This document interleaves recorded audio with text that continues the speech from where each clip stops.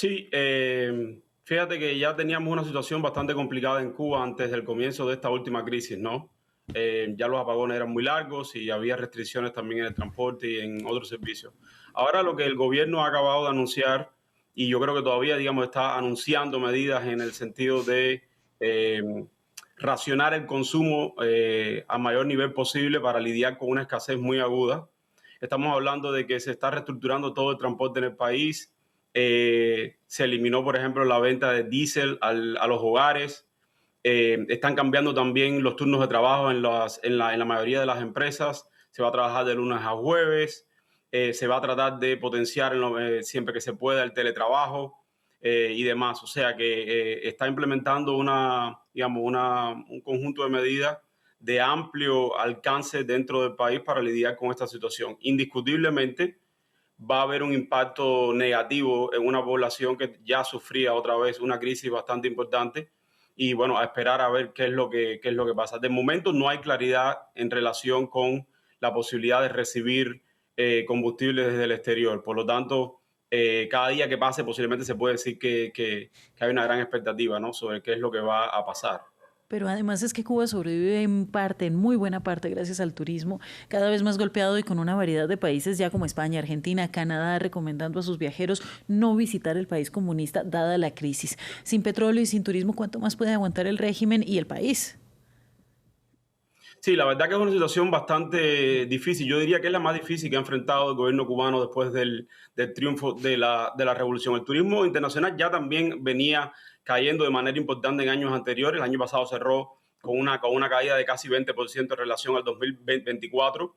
Y ahora mismo el gobierno había tratado de enviar un mensaje de tranquilidad a las agencias de viaje, a los viajeros también, indicando que tenía garantizado el combustible para el funcionamiento de los hoteles, que también había tomado medidas para garantizar la importación de alimentos y otros artículos que son necesarios para la experiencia del viajero, pero en definitiva, la mayoría de los países que son mercados importantes para Cuba han tomado nota de la situación que vive el país. Recordemos que tienen embajadas en Cuba, todos, si no la mayoría de ellos, y entonces obviamente están recibiendo información y han aconsejado muchos de ellos ya a sus ciudadanos que no visiten el país. Es difícil prever cuánto puede caer el turismo todavía más, pero obviamente es un golpe importantísimo.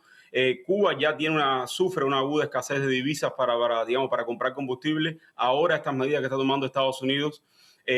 Una publicación de negocios indicaba a finales de enero que las estimaciones que había realizado sobre los inventarios de combustible en Cuba sugerían que daría para aproximadamente de 15 y 20 días. Ya han pasado algunos de ellos.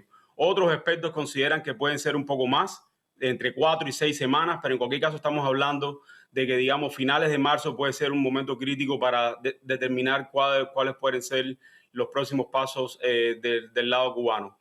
Todo Bueno, parece indicar que en algún momento, lamentablemente bajo una extrema presión y con una posición muy debilitada, las autoridades cubanas van a tener que aceptar algún tipo de negociación con el objetivo de aliviar una situación que ya otra vez es muy grave para la mayoría de la población cubana. bueno, justamente ahí iba mi siguiente pregunta porque se habla de tímidos acercamientos con Washington. ¿Qué querría Donald Trump a cambio de volver a prender la isla? Sí, yo creo que este es el punto decisivo, ¿no? Ambos gobiernos, ambas partes ya han aceptado que intercambian mensajes.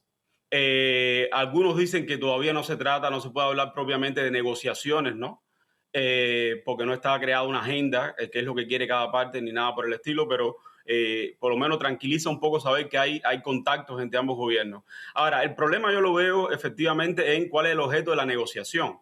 Porque del lado cubano, en principio estaría claro cuál es el objetivo, que se eliminaran o digamos, redujeran de manera importante estas medidas que ha tomado Estados Unidos. Pero Estados Unidos lo que está poniendo en la mesa de negociaciones, por lo menos lo que se ha dicho públicamente hasta ahora, son asuntos que el gobierno cubano ya se ha adelantado a rechazar de plano.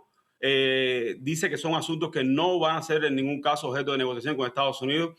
Entonces, claro, la pregunta para el gran público queda si están intercambiando mensajes, pero si no hay acuerdo exactamente sobre cuáles son los temas que vamos a discutir, qué es lo que podría pasar, ¿no? Va a ser difícil Ya repito, la situación en Cuba tan grave para el gobierno cubano resistir una negociación, pero por el otro lado, lo que le pone Washington sobre la mesa son temas que no son del agrado del gobierno cubano y de hecho cambiarían mucho la configuración del país si se materializan algunos de esos cambios, ¿no?